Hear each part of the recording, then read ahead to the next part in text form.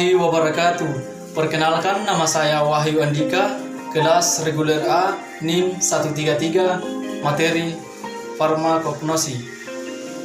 Di sini saya akan menjelaskan tentang cara penulisan dan tata nama Simplicia dan cara penulisannya. Nah, yang pertama adalah kulit kina. Nah, kulit kina merupakan bahan baku obat penyakit malaria dan penyakit jantung. Obat tersebut sangat diperlukan untuk kesehatan manusia. Di samping sebagai bahan obat, kina sebagai bahan baku kosmetika, minuman penyegar, dan industri penyamakan. Dan tanaman ini berasal dari hutan-hutan di Amerika Selatan. Tanaman kina diambil kulitnya karena banyak mengandung alkaloid sehingga bermanfaat untuk obat. Kandungan alkaloid kinine bermanfaat untuk penyakit malaria, sedangkan alkaloid kinine dapat digunakan untuk obat penyakit jantung. Kemudian yang pertama, nama bagian tanaman yaitu kulit. Kemudian nama Latin cortex. Contoh tanaman yaitu kulit kina. Nama tanaman asal Cinchona suchirubra. Kemudian cara penyebutan Cinchona sexirubra. Kemudian yang keenam, nama Simplicia Cinchonae cortex. Kemudian yang terakhir, cara penyebutannya Cinchonae cortex. Kemudian yang kedua adalah lada hitam. Black pepper atau lada hitam adalah buah mentah dari tanaman Piper nigrum yang telah dikeringkan. Selain digunakan sebagai bumbu masak, lada hitam telah dikonsumsi turun-temurun untuk mengobati gejala gangguan pencernaan maupun kondisi lainnya, termasuk yang pertama perut kembung, mulas, sakit perut. Yang kedua, anoreksia.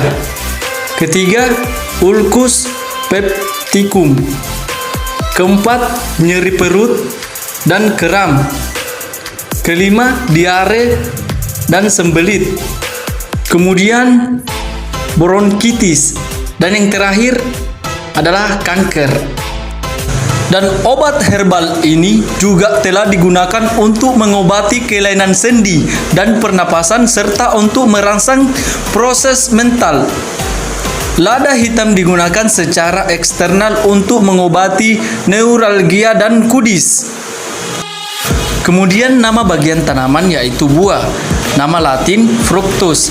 Contoh tanaman yaitu lada hitam. Nama tanaman asal Piperis nigri. Cara penyebutan Piperis nigri.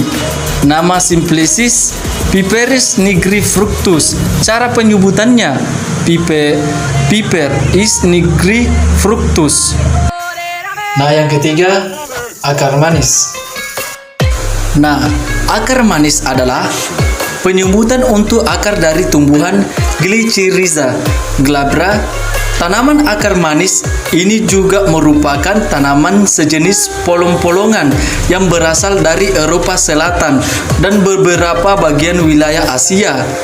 Nama liquaris berasal dari bahasa Yunani kuno yang artinya akar manis. Kemudian nama bagian tanaman yaitu akar. Nama Latin radix. Contoh tanaman akar manis. Kemudian nama tanaman asal Glycyrrhiza glabra. Cara penyebutan Glycyrrhiza glabrara. Kemudian nama Simplicia Glycyrrhiza glabra radix. Kemudian yang terakhir, cara penyebutannya Glycyrrhiza glabra radix. Yang keempat, rimpang jahe. Jahe adalah rimpang biasa disebut sebagai rempah-rempah dan bahan obat. Rimpang jahe ada yang berbentuk seperti jemari yang bergembung di ruas tengah. Adanya rasa pedas yang ditimbulkan oleh jahe cukup dominan dan disebabkan senyawa keton atau singeron. Manfaat jahe bagi kesehatan. mengatasi masalah pencernaan.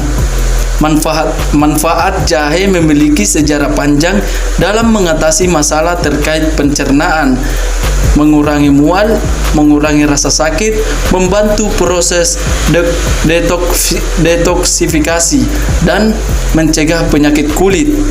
Kemudian melindungi Anda dari kanker. Dan yang terakhir, anti peradangan. Nah, nama bagian tanaman rimpang. Nama Latin Rhizoma. Contoh tanaman rimpang jahe.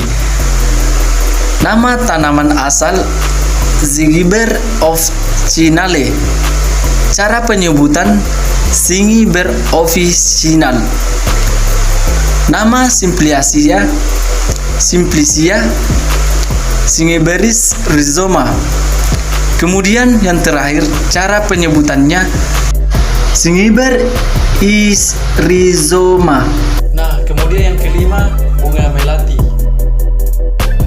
Nah, melati merupakan tanaman bunga hias berupa perdu berbatang tegak yang hidup menahun. Melati merupakan genus dari semak dan tanaman merambat dalam keluarga zaitun atau Oleaceae di Itali.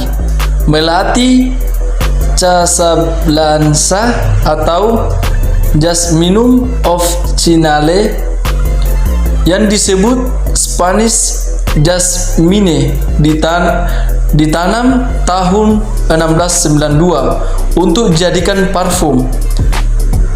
Karena kandungannya yang cukup beragam, bunga melati memiliki banyak manfaat untuk kesehatan, diantaranya menjaga kesehatan jantung dan pembuluh darah, menurunkan resiko diabetes tipe 2, menjaga kesehatan kulit, memelihara fungsi dan kesehatan otak, meredakan stres. Kemudian nama bagian tanaman yaitu bunga, nama Latin Phlox. Contoh tanaman bunga melati. Nama tanaman asal Jasminum sambac. Cara penyebutan Jasminum sambac. Kemudian nama Simplicia Jasmani Phlox. Dan cara penyebutannya Jasmani Phlox. Selanjutnya keenam, kumis kucing.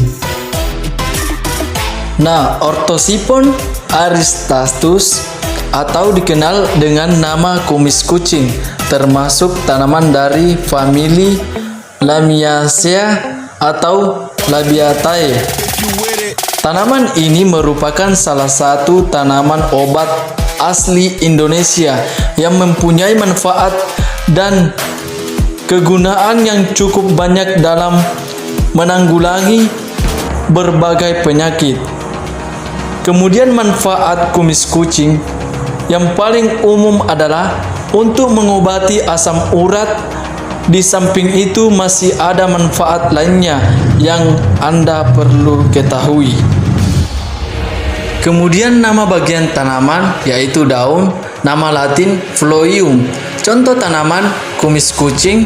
Nama tanaman asal Orthosiphon aristotus. Cara penyebutannya Orthosiphon aristatus. Nama Simplicia Orthosiphon folium. Cara penyebutannya Orthosiphon folium.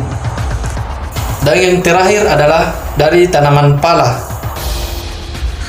Nah, pala merupakan tumbuhan berupa pohon yang berasal dari Kepulauan Banda, Maluku. Akibat nilainya yang tinggi sebagai rempah-rempah, buah dan biji pala telah menjadi komoditas perdagangan yang penting sejak masa Romawi. Pala disebut dalam ensiklopedia karya Plinius Situa. Kemudian nama bagian tanaman yaitu biji, nama Latin semen. Contoh tanaman pala, nama tanaman asal Myristicus fragrans. Yang kelima, cara penyebutan Myristica fragrans. Kemudian nama Simplicia myristicae semen. Kemudian cara penyebutannya myristica semen. Ya, itulah tadi materi yang sempat saya bawakan. Semoga bermanfaat bagi kita semua. Dan saya akhiri, wabillahi taufiq wal hidayah. Wassalamualaikum warahmatullahi wabarakatuh.